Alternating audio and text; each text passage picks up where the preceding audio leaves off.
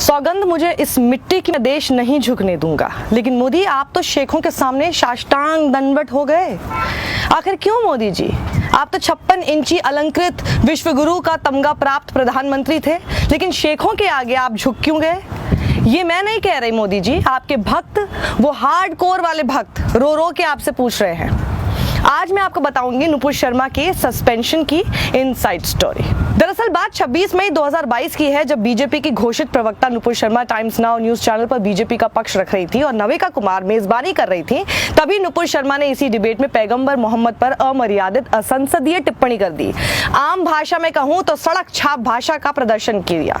लेकिन सब पूरे विवाद के बीच नविका कुमार नुपुर को रोकने की बजाय चटकारे ले रही थी और नुपुर का बचाव कर रही थी, जो कि पत्रकारिता का धर्म तो कतई नहीं था।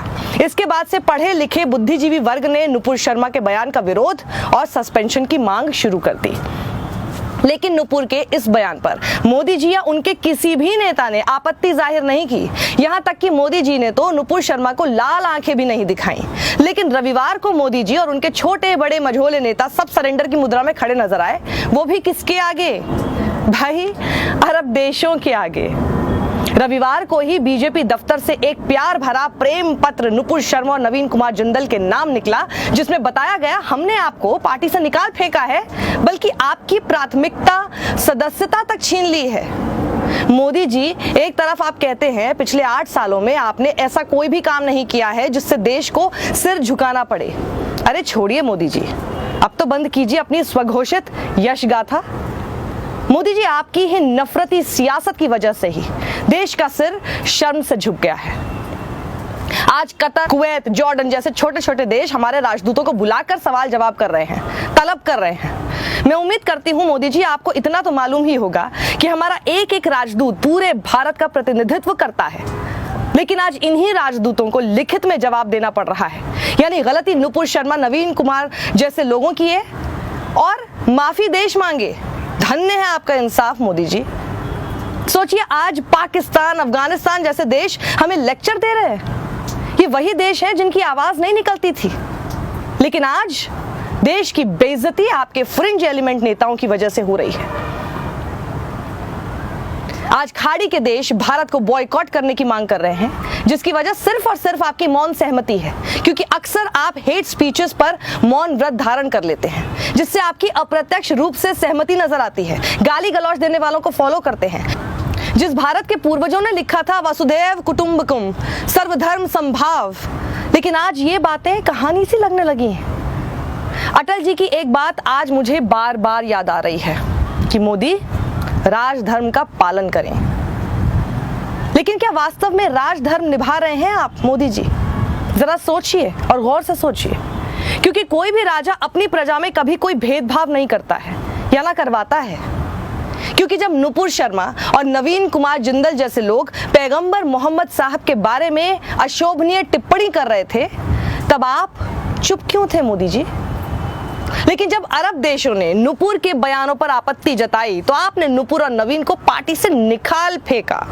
मोदी जी, आपको पता है, आपने हमारे संविधान की आत्मा को कलंकित कर दिया। क्योंकि हमारे संविधान में एक शब्द है, प्रभुत्व संपन्न, लेकिन शब्द का ही अपमान कर दिया। क्योंकि जब भारत की जनता ने नुपुर और नवीन कुमार पर कार्रवाई की मांग की थी, तो आपने अनसुना कर दिया। लेकिन अरब देशों की बात तुरंत मान ली। पूरे 11 दिनों तक नुपुर शर्मा के बयान को पूरी बीजेपी मौन समर्थन देती रही। क्योंकि जब ऑल्ट न्यूज के मोहम्मद जुबैर ने नुपुर का आपत्तिजनक बयान ट्विटर पर ट्वीट किया, तो नुपुर शर्मा पूरे वीडियो को फैब्रिकेटेड ही बताती रही। क्या हुआ नुपुर शर्मा?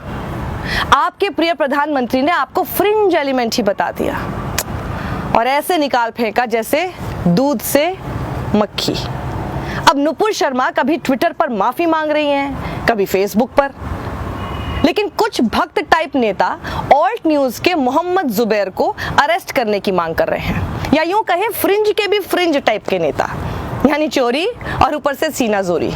खैर, किसी ने ठीक ही कहा है, किसी के दबाव में मांगी गई माफी कभी दिल से नहीं होती। क्योंकि अगर खाड़ी के देश नुपुर शर्मा के बयान पर आपत्ति न उठाते, तो नुपुर शर्मा पूरी बीजेपी का सिरमौर बनने वाली थी। लेकिन जब देश की इंटरनेशनल बेइज्जती हो गई, तो भारतीय जनता पार्टी अपने ही हेट स्पीच एक्सपर्ट नेताओं की कुंडली खंगालने लगी। अपने देश की इतनी बेइज्जती होने के बाद भी कुछ लोग I support Nupur Sharma trend करा रहे हैं। पता नहीं ये लोग क्या करके मानेंगे। अब कतर में भारत के विरुद्ध गुस्सा बढ़ता जा रहा है। कुछ सुपर स्टोर्स ने भारत में बने सामान की बिक्री पर रोक लगा दी है, जिससे किसी और का नहीं, सिर्फ हमारे देश भारत का नुकसान है। I hope you are all understanding that. क्या आपको पता है 1 करोड़ से ज्यादा NRIs हैं, लेकिन 89 लाख भारतीय सिर्फ खाड़ी देशों में रहते हैं। 60% कच्चा तेल इन्हीं खाड़ी देशों से आता है। भारत की विदेशी मुद्रा का एक बड़ा हिस्सा सोर्स इन्हीं देशों से आता है। UAE तीसरा सबसे बड़ा व्यापारिक साझेदार है हमारा। पता है आपको, कतर की कुल जनसंख्या करीब 27 लाख है, जिनमें से 7 लाख के करीब भारतीय हैं, जो कतर में रहकर अपना कारोबार करते हैं। अब इनका भी विरोध शुरू हो चुका है कतर के अंदर। मोदी जी, आपको बहुत फक्र है ना अपने बीते 8 सालों पर, लेकिन आपकी कलई आपके नेता ही खोल रहे हैं। सुब्रमण्यम स्वामी कहते हैं, जरा सुनिए। मोदी सरकार में पिछले 8 वर्षों के दौरान भारत माता को शर्म से अपना सिर झुकाना पड़ा, क्योंकि हम लद्दाख पर चीनियों के सामने रेंगते रहे, रशियंस के आगे घुटने टेके, क्वाड में अमेरिका के सामने म्याऊं। अब तो हमने छोटे से देश कतर के सामने साष्टांग दंडवत कर दिया है। यह थी हमारी विदेश नीति की चरित्रहीनता। लेकिन अभी भी यक्ष प्रश्न यही है मोदी जी, मुर्दा मुगलों से टक्कर लेते हैं, लेकिन जिंदा शेखों की बात क्यों मान गए? सत्यमेव जयते।